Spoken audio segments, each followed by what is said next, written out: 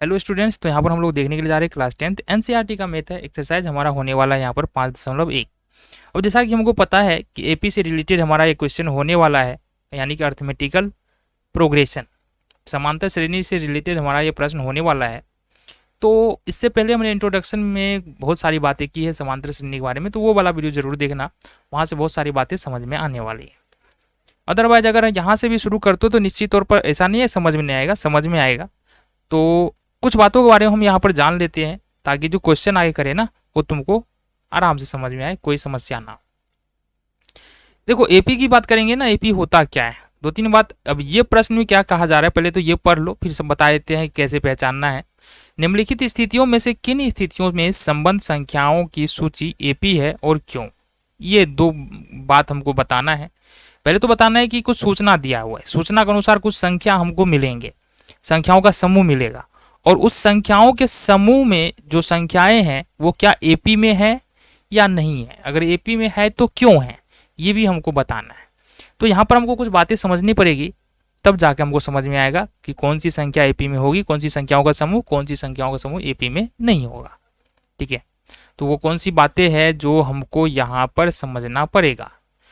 तो यहाँ पर हम तीन सीरीज लेते हैं, तीन समूह लेते हैं, 2, 4, 6, 8, 10।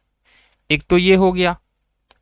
दूसरा लेते हैं -1, -4, -7, -10, दूसरा हमारा ये हो गया। थर्ड सीरीज ले लेते हैं हम 5, 7, 10, 13, 18। अब तीसरा सीरीज ये हो गया। तो अगर तुम पहले दो सीरीज को देखो तो क्या समझ में आता है, 2 और 4 के बीच में कितने का अंतर है, 2 का अंतर है, मतलब 2 में अगर 2 जोड़ेंगे तो 4 मिल जाएगा। फिर 4 और 6 के बीच में 2 का अंतर है, 6 और 8 के बीच में 2 का अंतर है, 2 और 10 के बीच में 2 का अंतर है।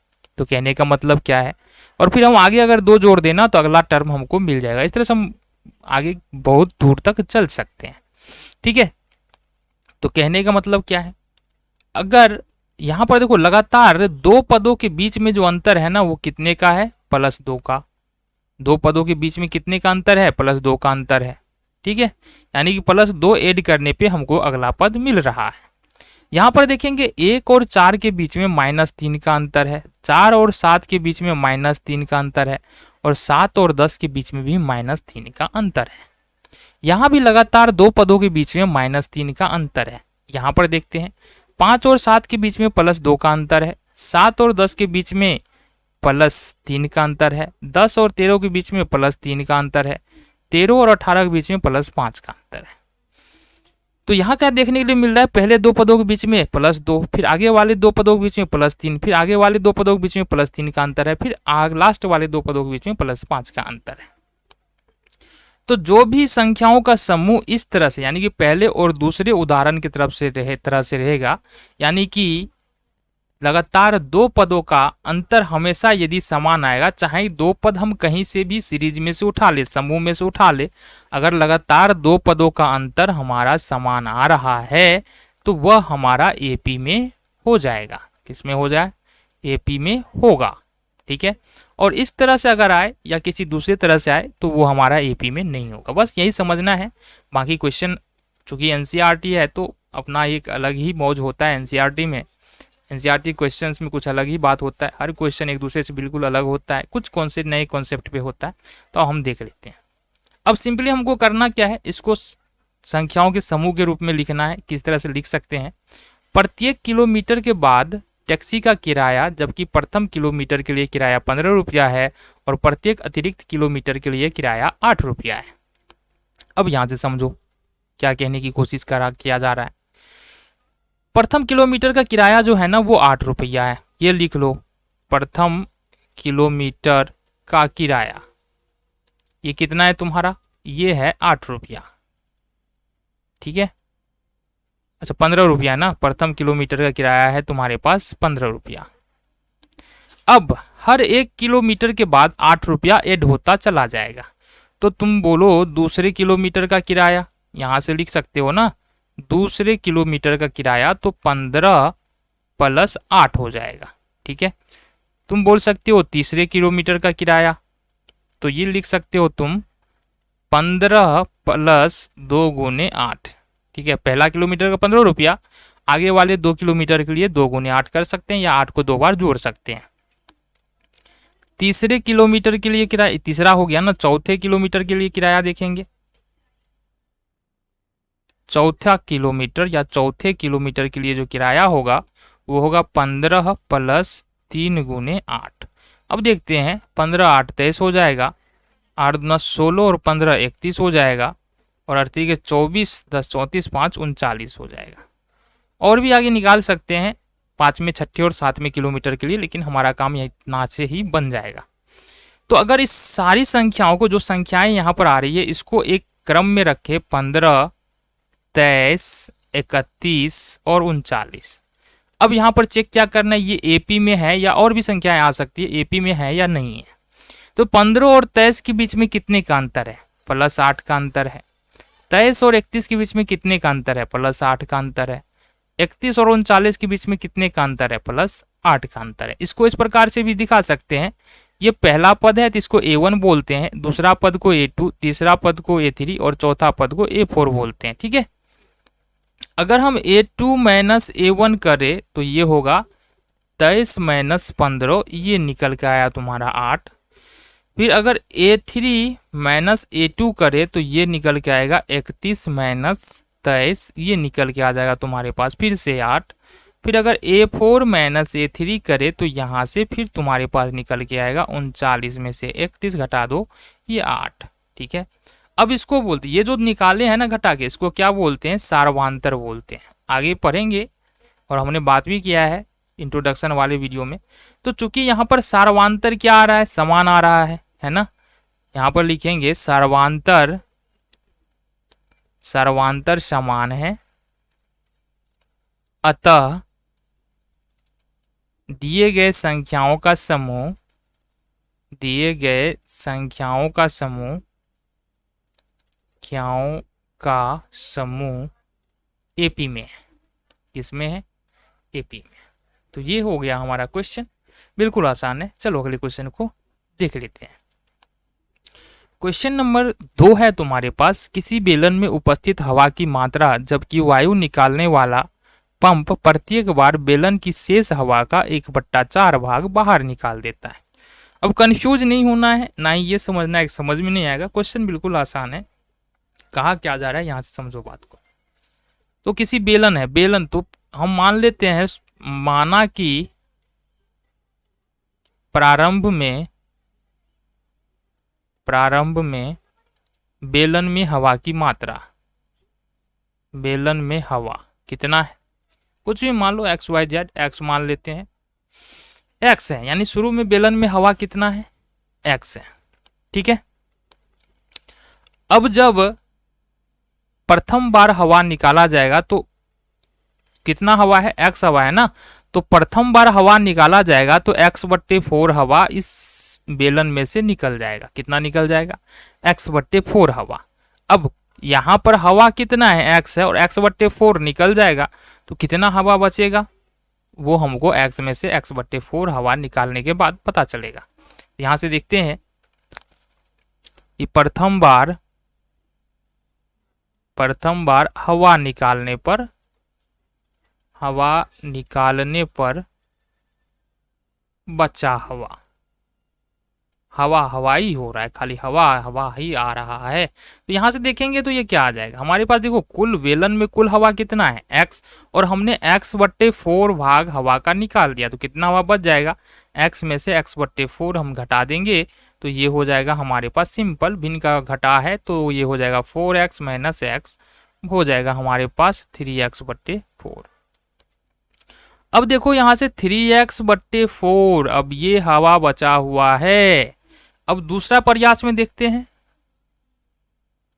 दूसरी बार हवा निकालने पर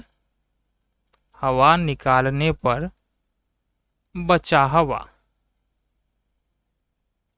ठीक है, दूसरी बार हवा कैसे निकालेंगे, देखो जी, पहले बार में x था, हमने निकाला x/4 हवा।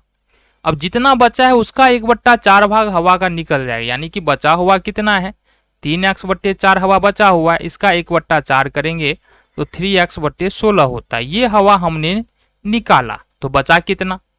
हमारे पास पहले से इतना हवा है ना, पहले से हमारे पास जो हवा की मात्रा है 3x/4 है, और हमने यहाँ से 3x/16 यहाँ से निकाल दिया, तो ये घटा देंगे तो आ जाएगा।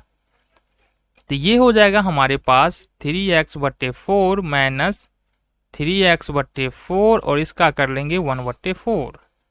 इसको अगर सॉल्व करते हैं तो 3x/4 हो जाएगा माइनस 3x/16। इसको थोड़ा सॉल्व करो तो कितना आएगा? 16, 4 4 जा 16 और 4 3 जा 12x माइनस 3x, ये हो जाएगा 9x/16। ये हो गया हमारा। तो अगर मान लो, चलो 3 ही मान के चलते हैं, इन सूचनाओं को एक जगह लिख ले। पहले बार हवा x था, फिर हमारे पास 3x/4 आया, फिर हमारे पास 9x/16 आ रहा है। इस तरह से ये क्रम चलता हुआ चला जाएगा। अब यहाँ से देखने से क्या पता चल रहा है? अगर मान लो हम मान ले ये A1 है, ये A2 है और ये A3 है। अगर हम करते हैं यहाँ से A2 माइनस A1 तो एक निकलेगा ये A2 कितना है? 3x/4 है, इसमें से x घटा लेंगे तो ये कितना निकलेगा तुम्हारा? 4 नीचे में हो जाएगा, 3x और माइनस का 4x, ये हो जाएगा -x/4। ठीक है। फिर अगर हम A3 माइनस A2 करें, A3 माइनस A2, तो यहाँ से हो जाएगा हमारे पास 9x/16 माइनस 3x/4। अभी 16 हो जाएगा, ये 9x हो जाएगा, 4 4 जा 16 और 4 3 जा 12, ये हो जाएगा हमारे पास -3x/16।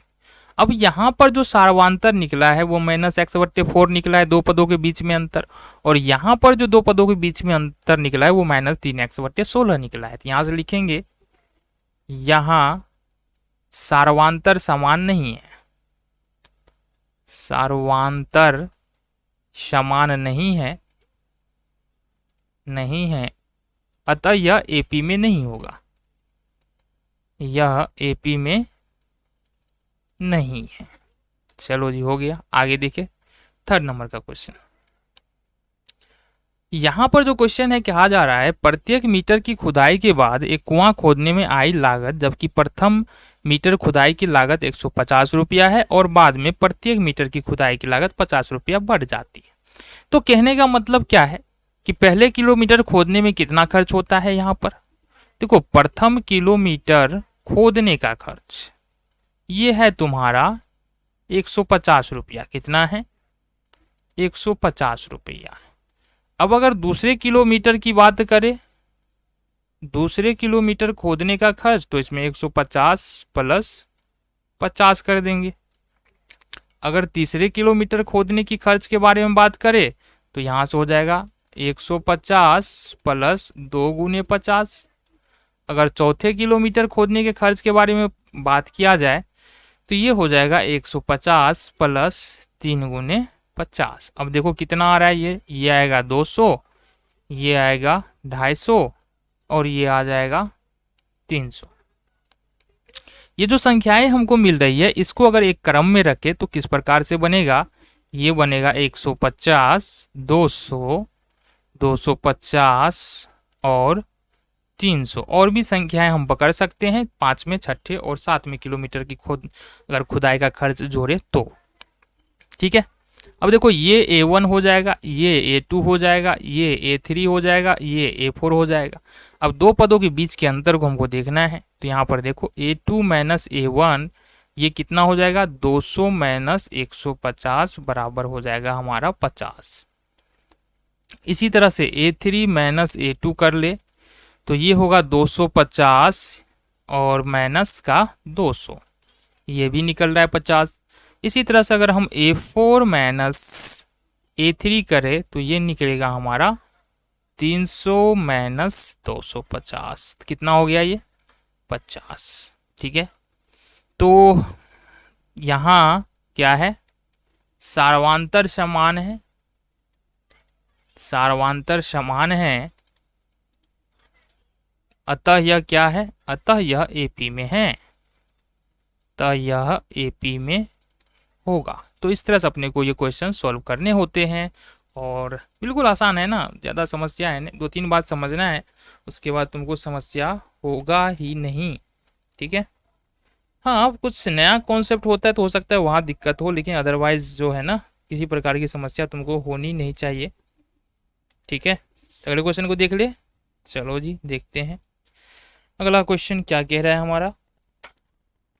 नेक्स्ट क्वेश्चन कह रहा है हमारे पास कि खाते में प्रत्येक वर्ष का मिश्र धन जबकि 10,000 रुपया राशि 8% वार्षिक दर से चक्रवृद्धि ब्याज पर जमा की जाती है। अब मिश्रधन का मतलब क्या होता है? मिश्रधन का मतलब होता है, देखो 2-3 बात यहां से समझ लो। एक तो मूलधन, मान लो 100 रुपया हमने ब्याज पर लगाया, ठीक है, तो ये 100 रुपया किसी को दिया तुमने उधार, तो ये क्या हो गया तुम्हारा मूलधन हो गया 100 रुपया। अब ब्याज सहित हमको 1 महीना बाद ये मिल रहा है 110 रुपया, तो ये जो तुम्हारा 10 रुपया भर के 110 रुपया हो रहा है, ये हो जाएगा तुम्हारा मिश्रधन। ठीक है, और 10% यहाँ ब्याज 100 रुपया पर कितना रुपया बढ़ रहा है? 10 रुपया ना, तो ये ब्याज का दर कितना हो गया? 10%। ठीक है, समय तो तुमको पता है 1 महीना, 2 महीना, 1 साल, 2 साल, 6 महीना ये होता है। ठीक है, तो यहाँ पर देखेंगे क्या सब दिया हुआ है हमारे पास। यहाँ पर 10 रुपया की राशि मूलधन तुमको दिया है, मूलधन दिया, या मूलधन को हम पी से सूचित करते हैं, तो पी बराबर हमारे पास है 10,000। ठीक है, देन आर बराबर, दर को आर से सूचित करते हैं, तो आर बराबर 8% है। ठीक है, ये दो चीज हमको पता चल गया। अब अगर हम मिश्रधन निकाले तो मिश्रधन निकालने का सूत्र क्या होता है?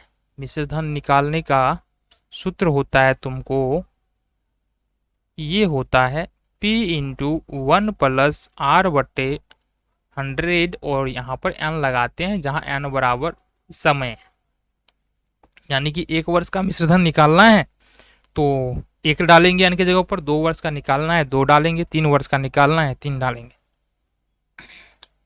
अब यहाँ पर करना है क्या हमको? क्वेश्चन कह रहा है खाते में प्रत्येक वर्ष का मिश्रधन जबकि 10 वर्ष की राशि 8% वार्षिक ब्याज की दर से ब्याज पर जमा की जाती है। कहने का मतलब यहाँ पर पहले हमको 1 वर्ष का मिश्रधन निकालना है, फिर 2 वर्ष का निकालना है, फिर 3 वर्ष का निकालना है, फिर 4 वर्ष का निकालना है, फिर 5 वर्ष का निकालना है, और इस तरह से हमको बताना है जो हमको संख्याएं मिल रही है ना प्रत्येक वर्ष का मिश्रधन, उसको एक समूह बनाना है। अब समूह बना के देखेंगे क्या लगातार 2 पदों के बीच का अंतर जो है वो बिल्कुल समान है या नहीं है। ठीक है, तो ये हमको करके देखना है, तो आओ देख लेते हैं कैसे कर सकते हैं। तो यहां से देखे, यहां पर देखेंगे प्रथम वर्ष के लिए मिश्रधन, प्रथम वर्ष के लिए मिश्रधन ये कितना हो जाएगा? ये होगा P के जगह पर हम रखेंगे 10,000, 1 का 1, R का हो जाएगा 8, और ये हो जाएगा तुमको 100, और यहाँ पर 1 है तो 1 रख देंगे। ये हो जाएगा 10,000 इंटू 2 चौका 8, 25 चौका से 25 चौका 100 हो जाएगा। अब देखो यहाँ से अगर भिन्न का जोड़ तुम कर लो तो ये कितना हो जाएगा? ये हो जाएगा तुमको 25 और 2 27, 27/25, ये हो जाएगा 1। अब यहाँ देखो 10,000 हो जाएगा, ये कितना हो जाएगा? ये हो जाएगा 10,000 गुने 27/25। अब यहाँ से करो तो ये होगा 25 चौका 100, ये 400। अब 400 को 27 से करो, 20 चौका 80 और 7 चौका 28, तो ये हो जाएगा 108,000, यानी कि 10,800 प्रथम वर्ष के बाद जो मिश्रधन निकल के आ रहा है वो हो रहा है तुम्हारा 10,800। ठीक है, दूसरे वर्ष के बाद मिश्रधन देखते हैं। दूसरे वर्ष में मिश्रधन, अब ये देखेंगे तो कैसे देखेंगे? फिर वही सेम काम करना है हमको। ये हो जाएगा 10,000, और जैसा कि हमको पता है ना अंदर वाला कितना आने वाला है, अगर कैलकुलेट करोगे तो 27/25 ही आएगा। ये 27/25 आ गया, और इस पर अब पावर कितना कर देना है? 2 कर देना है। तो ये हो जाएगा तुम्हारे पास 10,000 इंटू 27/25 गुने 27/25। अब ये हो जाएगा तुम्हारा 25 चौका 100, 400 हो जाएगा। फिर अगर यहाँ से देखे 25 कितना हो जाएगा, ये 16 हो जाएगा। ठीक है, 25 चौका 100, 6 चौका 16, 16 हो जाएगा। अब अगर तुम इसको मल्टीप्लाई करो 27 इंटू 27 इंटू 16 को, तो कितना निकल के आएगा, तो ये हमारे पास निकल के आ जाएगा कितना, 11,666। अब तीसरे वर्ष के लिए यदि हम देखें, तीसरे वर्ष के लिए मिश्रधन, तीसरे वर्ष के लिए मिश्रधन, तो ये हमारे पास क्या आ जाएगा, 10,000 तो रहेगा ही, इंटू 1, ये हो जाएगा हमारे पास 27/25 बट्टे में पावर हो जाएगा यहाँ 3, ये हो जाएगा 10,000। अब 27/25 गुने 27/25 गुने 27/25, ठीक है, तो तुमको ये आ जाएगा 12,597.12। अब अगर इस तीनों को यदि हम एक क्रम में रखें तो क्या निकल के आएगा, देखना गौर से जरा। प्रथम वर्ष के लिए हमने निकाला था मिश्रधन 10,800, ये हमने निकाला था 10,800। दूसरे वर्ष का मिश्रधन हमने निकाला है यहाँ पर 11,664, और तीसरे वर्ष का हमने मिश्रधन निकाला है 12,597.12। ये देखो अपना A1 हो जाएगा, ये A2 हो जाएगा और ये A3 हो जाएगा। ठीक है, अब अगर हम यहाँ पर सब्सट्रैक्ट कर ले A2 minus A1, A2 minus A1 करे, फिर यहाँ से A3 माइनस A2 करे, तो क्या दोनों बराबर निकल के आएगा। अगर बराबर निकल के आएगा तो AP में हो जाएगा, अदरवाइज ये AP में नहीं होगा।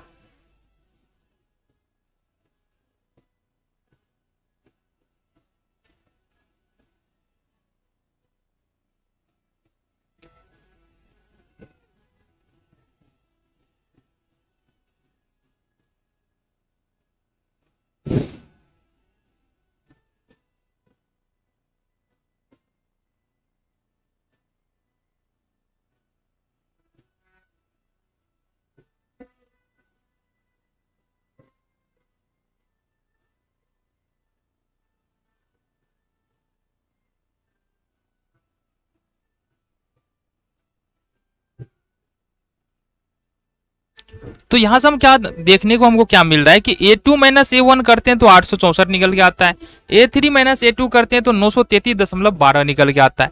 मतलब यहाँ पर सार्वांतर हमको इक्वल यानी बराबर नहीं मिल रहा है, तो यहाँ पर क्या लिखेंगे, सार्वांतर समान नहीं है, सार्वांतर समान नहीं है, अतः यह AP नहीं है, AP नहीं है। तो ये हमारा क्वेश्चन नंबर 1 यहीं पर खत्म होता है।